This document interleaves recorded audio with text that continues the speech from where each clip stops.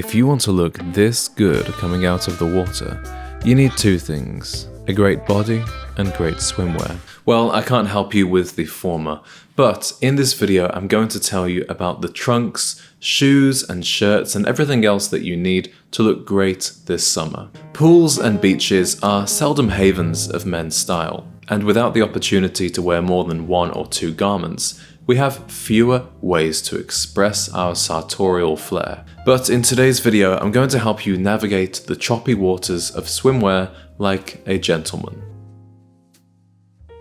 The most obvious thing you're going to need is a pair of swim trunks. With trunks, the key to success lies in finding a happy medium. They must be neither too long nor too short, and the pattern must be neither too dull nor an eyesore.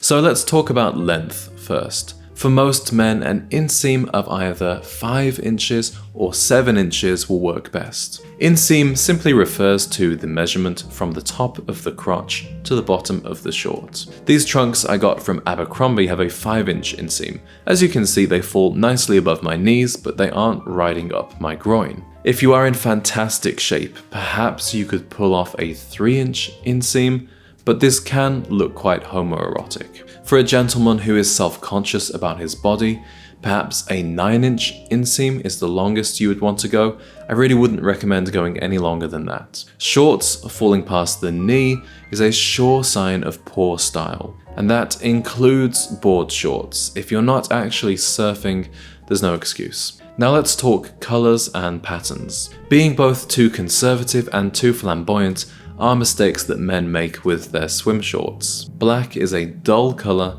that doesn't suit the playful daytime environment of a pool or beach. Navy is a little better, but I instead prefer a brighter color with a subtle pattern. For example, these trunks have a light blue seersucker stripe. Then I have these ones in light brown, also with a stripe, which is different from the sort of thing that I would wear on the street. As you can tell, I like stripes. I think it's a very classic beachside look. All of these shorts are from Abercrombie. This video isn't sponsored by them, but I'll put the links in the description if you like them and you want to pick them up for yourself. Now, I don't have much of an appetite for flamboyant patterns like this, but if you do, the beach is the right place to express it. For tasteful designs, look to stores like Brooks Brothers, Dandy Del Mar, or Oliver Brown, which provided the swimwear worn by Daniel Craig in the James Bond movies. I really like the styles of Oliver Brown. They feature side adjusters on their shorts, but personally, I don't want to spend up to $595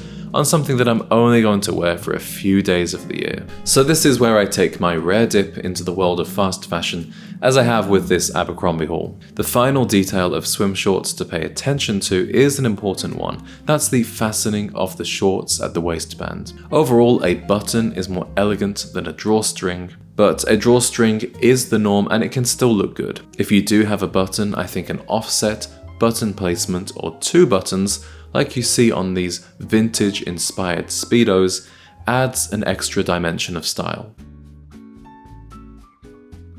Now, finding fashionable footwear to wear to the beach or pool presents an even bigger conundrum than the shorts did. Let's begin with the mistake that many men make, which is wearing cheap plastic flip-flops that they bought last minute from Old Navy. Now, I'm not against wearing flip-flops at the pool, but I think there's a good way to do it and a bad way to do it. So look for leather materials or canvas, like you see with these pairs from Ralph Lauren or Peter Millar. A good pair can actually last you years, so don't be afraid to invest a little money here. Personally, I decided to upgrade my flip-flops, which I'm struggling to say that word these days, flip-flops, and go for a pair of slides instead.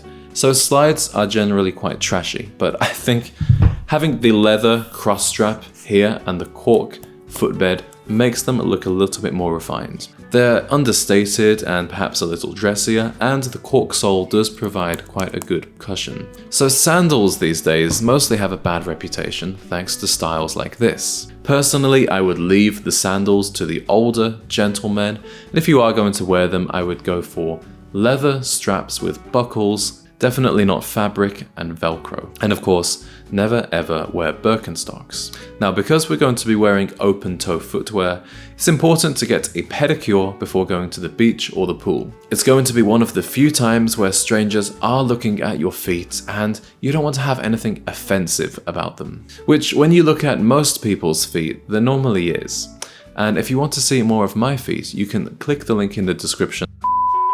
Some of you might be wondering about closed-toe footwear like espadrilles. Could you wear those to the pool? The answer is yes, but I've encountered one big problem with wearing espadrilles. If you go in the water and your feet aren't fully dry before you put the shoe back on, then this wetness will be very hard to get out of the shoe and the dampness will prematurely end the life of the shoe. Also, closed-toe footwear traps sand much more easily, which means you're going to have sand stuck between your toes all day, in your car, in your house, and all over your life. Whether you choose flip-flops, sandals, or espadrilles, it's all better than making the worst style mistake I've ever seen at the pool, which is wearing leather dress shoes.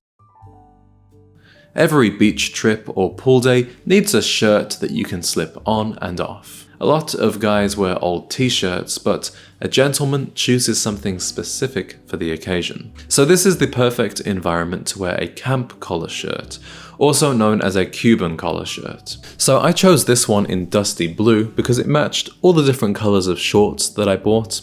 This style of shirt looks just as good buttoned up as it does unbuttoned. You only see this type of collar in the summer, but it looks elegant, it looks elevated, and it's the perfect choice if you're going to be stopping by a beach bar or restaurant for lunch. You could also wear a linen button-down shirt with the sleeves rolled up. This is another beachside or poolside favorite of mine, especially a white linen shirt. One advantage of this is that this regular button-down collar also works well with a sweater over the top if you want to throw one on when things get chilly. You could also wear a polo shirt to the beach or pool. There are many stylish examples out there. However, a polo shirt only provides one level of warmth. It's either on or it's off, so I think that a button-down shirt that you can unbutton is a bit more versatile.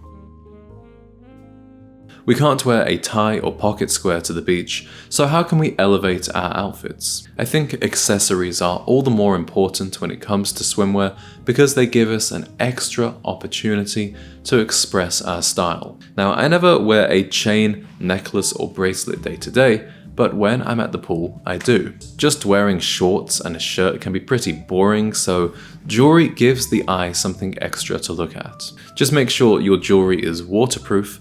I got mine from Crafted London and they offer great value for money, high quality pieces. They have all different types of chains, pendants, rings and bracelets, so take a look and see what best suits your individual style. I also recommend you wear a watch to the beach or pool. High quality dive watches by Rolex, Omega, and even Seiko are made for the water, so it makes perfect sense to add one of these timepieces to your wrist. Just bear in mind you will likely end up with a very obvious tan line. Now personally, I don't like wearing expensive sunglasses to the pool or beach because they get scratched, they get sat on, and they get lost. So I bring a $10 pair of Target tortoiseshell wayfarers instead, which I would show you, but I think I've lost them. If you're less conscious about budget, or you're just going to be sitting by the pool relaxing, then absolutely go for that stylish pair of Ray-Bans or Carreras.